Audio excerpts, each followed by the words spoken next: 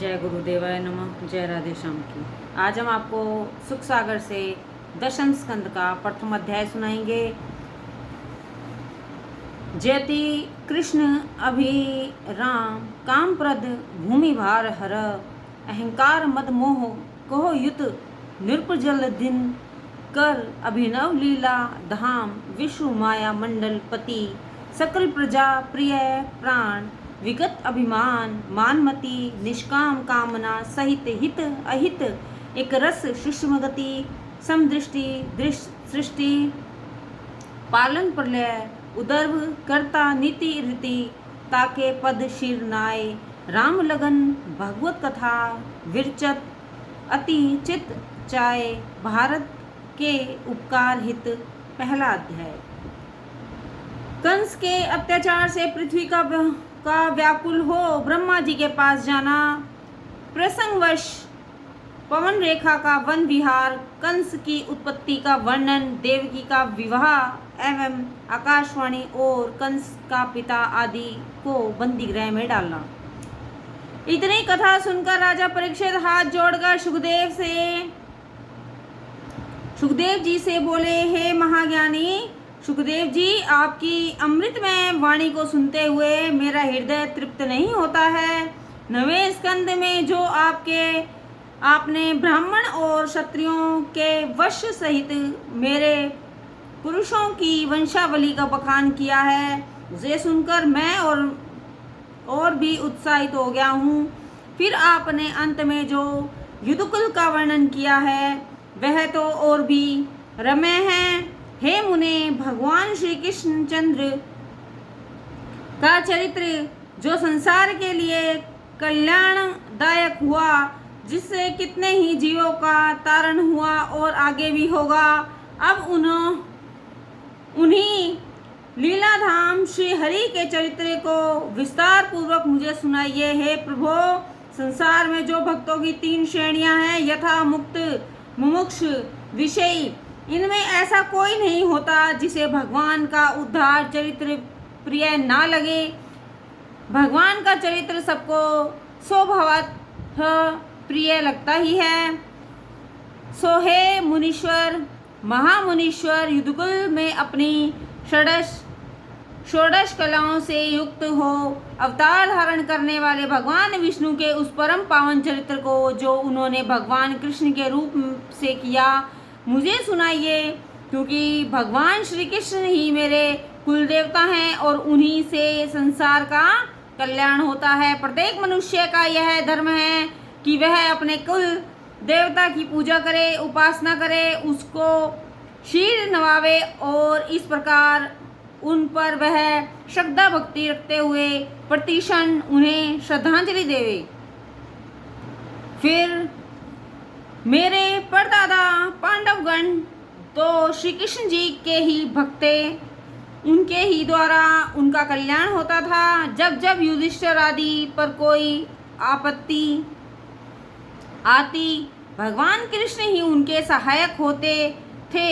उन्हीं के भरोसे रहकर देवताओं को भी जीतने वाले भीष्म पिता आदि महारथी योद्धाओं को तुच्छ समझकर जीत लिया। ऐसे कृष्ण भगवान का चरित्र आप मुझे सुनाइए। श्री कृष्ण भगवान ने केवल पांडवों की ही रक्षा नहीं की, बल्कि उनके कुटुंब का बीज रूपी यह मेरा शरीर, जिसकी रक्षा अश्वत्थामा के बाण से गर्भ में की थी, जो संपूर्ण प्राणियों का भूत भविष्य वर्तमान जानने वाले तथा नाना प्रकार के अवतार धारण करने वाले हैं, ऐसे महापराक्रमी श्री कृष्ण भगवान का चरित्र आप मुझसे वर्णन कीजिए, क्योंकि वे भगवान पुरुष भी हैं और काल रूप भी हैं। हे भगवान, आपने जो युद्धकुल की वंशावली का वर्णन किया है, उसमें जो बलराम जी का जन्म कहा, सो उन्हें पहले रोहिणी जी का पुत्र कहा, फिर उन्हें देवकी का भी पुत्र कहा है। इससे मुझे भ्रम हो गया है, क्योंकि बिना एक शरीर का नाश हुए कोई दूसरा शरीर कैसे धारण कर सकता है। एक ही जन्म में 2 स्थानों में उत्पन्न होना संभव नहीं है। एक उत्पत्ति में वे दो माताओं के पुत्र कैसे हो सकते हैं? कृपया यह आप मुझे समझाइए। फिर कृपा कर यह कहिए कि ये यादों के प्रति श्री कृष्ण भगवान, जिन्हें कंस आदि का भय नहीं था, वे अपने शिशुकाल में ही विष्णु जी के स्थान को त्याग कर गोकुल में कैसे चले गए? फिर उन्होंने द्वारका में जाकर क्या क्या चरित्र किए, वह मुझसे सुनाइए। हे सुखदेव जी, मामा को मारना शास्त्र के विरुद्ध है, फिर भी श्री कृष्ण जी ने अपने मामा कंस को मारा, यह क्यों? कंस तो देवकी का भाई ही था और कृष्ण जी का मामा लगता था। हे सुखदेव जी, भगवान श्री कृष्णचंद्र अपने उस मानव शरीर को धारण कर द्वारका में कितने वर्ष रहे और उनकी कितनी स्त्रियां थी? हे भगवान, कृपा कर मेरे इन प्रश्नों का उत्तर दीजिए और मेरे पूछने से जो कुछ छूट गया हो उसे भी विस्तार पूर्वक मुझे सुनाइए। हे ऋषि, आपके अमृतमय वचनों को सुनते हुए मेरी कर्ण पिपासा तृप्त नहीं होती। सूत जी कहते हैं, हे शौनक जब राजा परीक्षित ने ऐसा प्रश्न किया तो उनकी नम्र वाणी सुनकर सुखदेव जी बहुत प्रसन्न हुए। फिर उन्होंने कई बार राजा की प्रशंसा करके भगवान विष्णु के परम पावन चरित्र को कहना आरंभ किया। बड़भागी सोई जगत में जो पावे नर दे, हरिपद सो रहे तरे भव सागर है संधे। संसार में उन्हीं का जन्म लेना सार्थक है जो अपने मन को श्री कृष्ण भगवान के चरणों में अर्पण किए रहते हैं। हे राजन, तुम्हारी बुद्धि बड़ी पवित्र है जो तुम्हारे मन को श्री हरि भगवान की कथाओं को सुनने की ओर लगाए हुए है। हे राजन, अब मैं तुम्हें सबसे पहले भगवान विष्णु की उस चरित्र को सुनाता हूँ जो उन्होंने श्री कृष्णचंद्र के रूप में आकर संसार के समक्ष उपस्थित किया था। उन श्री कृष्णचंद्र जी ने क्यों अवतार लिया है, सुनो। बड़े लाग असुरन दल तिनिहि, अधर्म करे लाग जित तितिहि। दैत्य बाढ़ लखी देव लजाने, सदग्रंथ कर लेपिहि माने। परिणय नीच पाप अधिकाई, दुखी मही गो तन धरी आई। आरत होई सब लगे पुकारन, प्रभु अवतारे भार मही तारन। हे राजन, जब राक्षसों का समूह मदोमंत हो राजाओं की समानता करने लग गया, उसके समान रहने सहने लग गया, उससे दिन दिन उन्नति अर्थात उनके वंशजों की वृद्धि होने लग गई और इस प्रकार वह जब यहाँ तक बढ़ गए कि उनके भार से, उनके पापाचरणों से और उनके बंधुओं से निश्चित अत्याचार से धरा व्याकुल हो गई, तब मारे भय के वह कांप उठी। गो बड़ी सीधी और डरपोक होती हैं और इसी कारण उस पर कोई हाथ नहीं उठाता। यह जानकर वह अपने गो रूप में रोती विलपती भगवान विष्णु जी की ओर चली। अहो, उस समय उसकी आंखों में आंसुओं की धारा बह रही थी। तब वह इस प्रकार विष्णु जी की शरण में जाते हुए भगवान ब्रह्मा से जा मिली। ब्रह्मा जी ने पूछा तो उसने कहा, प्रभु क्या पूछते हैं, मेरा दुख असीम है, आप अंतर्मयी से कहना ही क्या है, आप तो घट घट को जानने वाले हैं और सारी सृष्टि के नियंता ही हैं। असुरों के अत्याचार ने मुझे व्याकुल कर दिया है, अब सहा नहीं जाता। ब्रह्मा जी ने कहा, ठीक है, चलो मैं भूतनाथ महादेव के पास ले चलता हूँ, वहीं उनके स्वामी भी हैं, पहले उनसे परामर्श कर लेना चाहिए। पृथ्वी और ब्रह्मा दोनों महादेव जी के पास गए। महादेव जी क्षीर समुद्र के तट पर बैठे हुए श्री हरि भगवान के ध्यान में निमग्न थे। उन्हें पहले ही से असुरों का अत्याचार खल रहा था, तब उनकी समाधि में भंग न पड़े, इस विचार को समझ उन पितामह ने स्वयं वैसे ही ध्यान लगा लिया। विचारी पृथ्वी भी भगवान के ध्यान में निमग्न हो उनकी स्तुति करने लगी।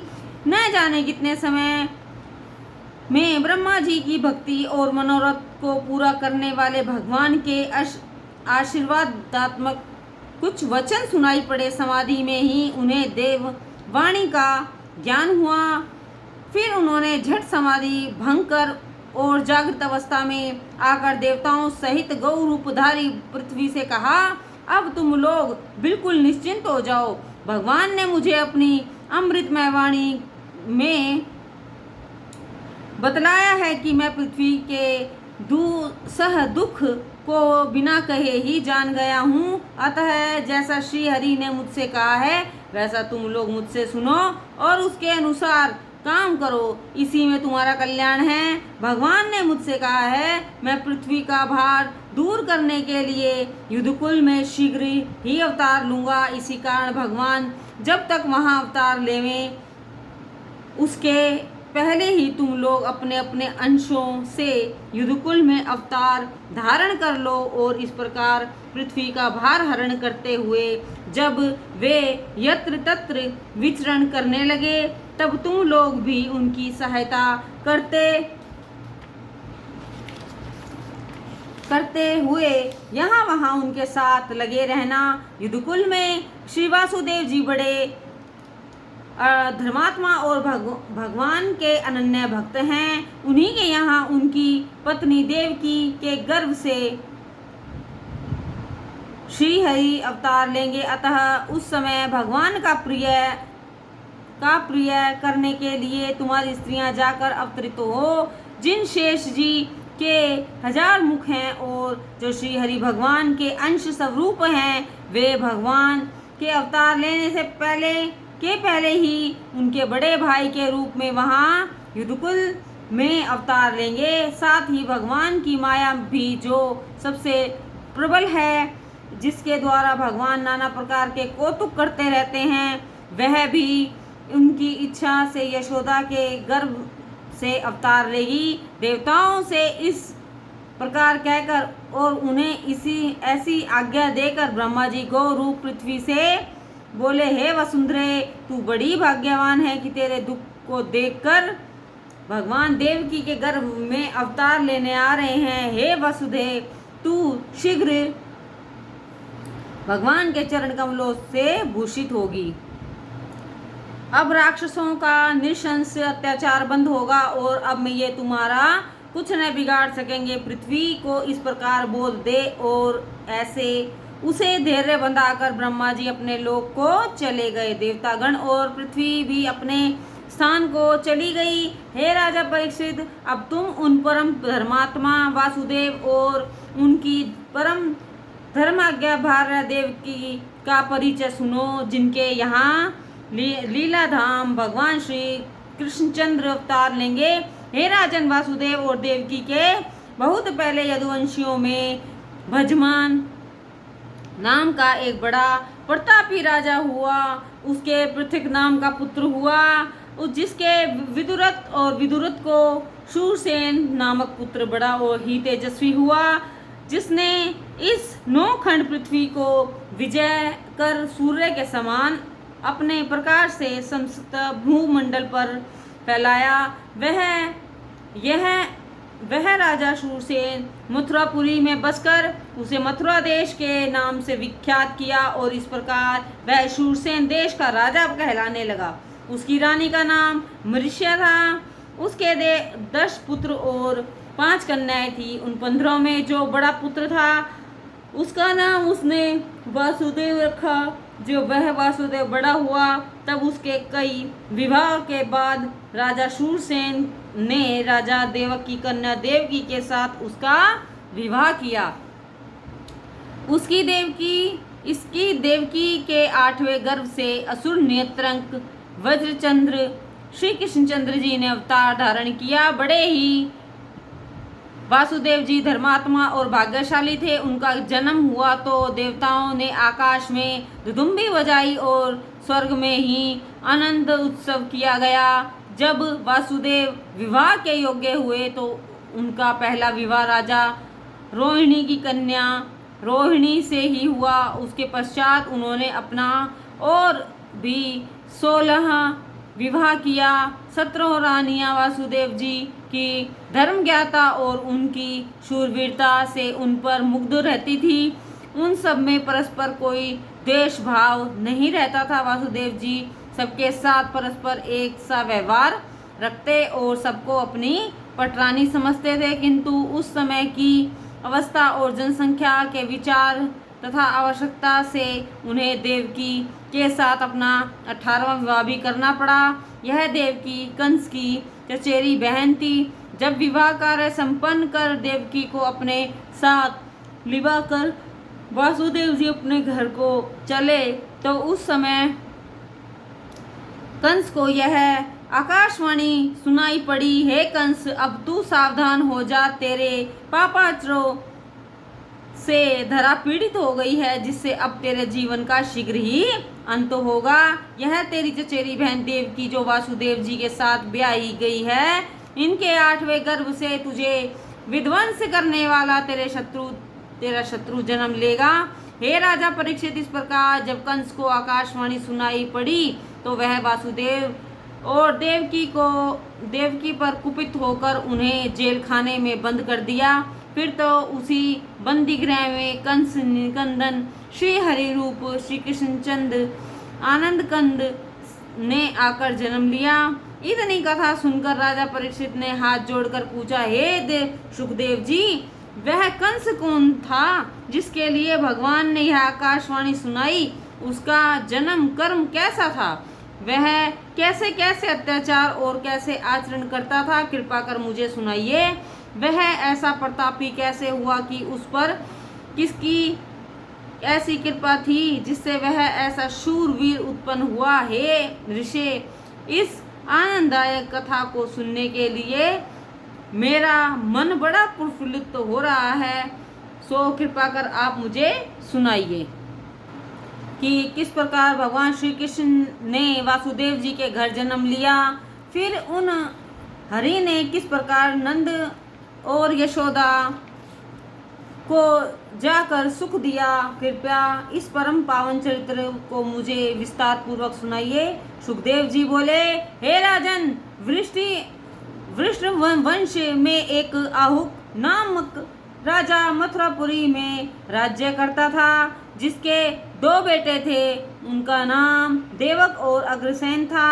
जब देवक मर गया तब अग्रसेन वहां का राजा हुआ। अग्रसेन की एक स्त्री थी जिसका नाम पवन रेखा था। पवन रेखा बड़ी सुंदरी और पतिव्रता थी। वह सदा अपने पति की सेवा में रहती और बिना पति की आज्ञा के कोई काम न किया करती।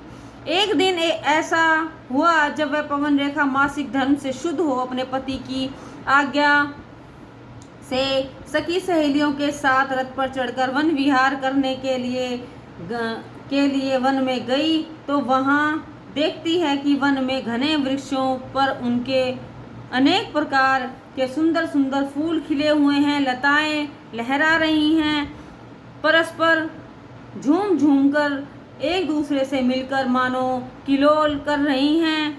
वृक्ष फूलों और फलों से लदे हुए झुके हैं और नाना प्रकार के सुगंधित फूलों से सनी हुई वायु जो अपनी मंद मंद और तब कभी लंबी लहरों के साथ चलती है तो वन उस सुगंधि से भर जाता है। कहीं मोर बोल रहा है तो कहीं कोकिला बोल रही है, कहीं कीर और कपोल मन भावनी सुहावनी बोलियां बोल रहे हैं तो कहीं सुआ, मैना, नीलकंठ और ऐसे रंग बिरंगे पक्षी बैठे हुए हैं। कुहू कुहू एवं अपनी नाना प्रकार की मधुर बोलियों से मन को मुग्ध कर रहे हैं। उनकी सुहावनी बोलियों से वन की और भी शोभा बढ़ रही है। उसके निकट ही एक ऊंचा पर्वत जो अपने चारों ओर ऊंचे ऊंचे वृक्षों, शिखरों और कहीं कहीं छोटे छोटे शिखरों के साथ छोटे व बड़े वृक्षों के आच्छादित और भी शोभा बढ़ा रहा है। उसके किनारे सटकर और उस परम रम्य एवं सुहावने वन के वन के बीचों बीच से चीरती हुई अपने पावन सलित से पर्वत के किनारे को धोती हुई यमुना नदी, जिसमें विचित्र और नाना प्रकार की लहरें उठ रही थी, बहती हुई चली आ रही थी, उसकी ऐसी मनोहर शोभा को देख पवन रेखा का मन मारे प्रसन्न के मानो हिडोल पर झूलने लगा। उसकी सखियां अलग हो दौड़ दौड़ कर फूलों की महक लेती हुई उन्हें हाथों से स्पर्श करती, मनोहर गीत गाती और इस प्रकार के कौतूहल भरे वाक्यों से परस्पर बातें करती हुई इधर उधर घूमने लगी। उस दौड़ धूप में रानी पवन रेखा अकेली हो अपनी सहेलियों से बिछुड़कर सहसा एक घोर महाभयानक वन में भूलकर जा रही। देववशतः एक धूमलिक नामक राक्षस भी घूमता हुआ वहां आ पहुंचा। वह राक्षस रानी पवन रेखा की सुंदरता और उसके यौवन की छटा को देखकर कामातुर हो गया। उसने सोचा, आहा, यह कैसी सुंदरी है, मैं इसे भोग करूंगा, परंतु उसके पहले यह तो विचारना चाहिए कि यह स्त्री किसकी है, क्योंकि बिना उसके विचारे, बिना इसे किसी तरह का धोखा दिए यह वश में नहीं आवेगी, और जब तक वश में न आवे तब तक काम भोग में आनंद ही क्या आवेगा। उसने अपनी राक्षसी माया से इस बात का विचार किया तो उसे ज्ञात हुआ कि यह राजा अग्रसेन की स्त्री है। फिर तो उस मायावी राक्षस ने महाराजा अग्रसेन का रूप धारण कर लिया और पवन रेखा से बोला, अहो सुंदरी, इस समय मुझे तुम्हारा साथ काम भोग करने की बड़ी इच्छा हो रही है, सो तू और कुछ विचार मत कर, आजा, मुझे रतिदान दे दे। मेरे साथ लिपट कर भोग कर। राक्षस की माया रानी को पहचान में न आई। उसने कहा, हे स्वामीनाथ, आज आपको क्या हो गया है जो दिन में ऐसी बातें कर रहे हैं। दिन में भोग करना महापाप है। दिन में भोग करने से मनुष्य के शील, तेज और धर्म कर्म सभी नष्ट हो जाते हैं। मुझे आश्चर्य होता है कि आज आप दिन में इस तरह की बात किया करते हैं। इस तरह की बात क्यों कहते हैं? क्या आप जैसा ज्ञानी भी यह कह सकता है कि दिन में मुझे रतिदान दो? हे राजन, दिन में भोग नहीं करना चाहिए। हे राजा परीक्षित, इस प्रकार रानी ने उस राजा रूप राक्षस को बहुत समझाया, परंतु वह राक्षस तो था ही, दूसरे का मातुर क्यों मानता। रानी के बारंबार कहने पर भी दुष्ट डुमलिक न माना और रानी का हाथ पकड़कर उसे पृथ्वी पर पटक अपनी काम पिपासा को शांत किया। जब उसकी इच्छा पूर्ण हो गई तब वह अपना राक्षस रूप प्रकट कर फिर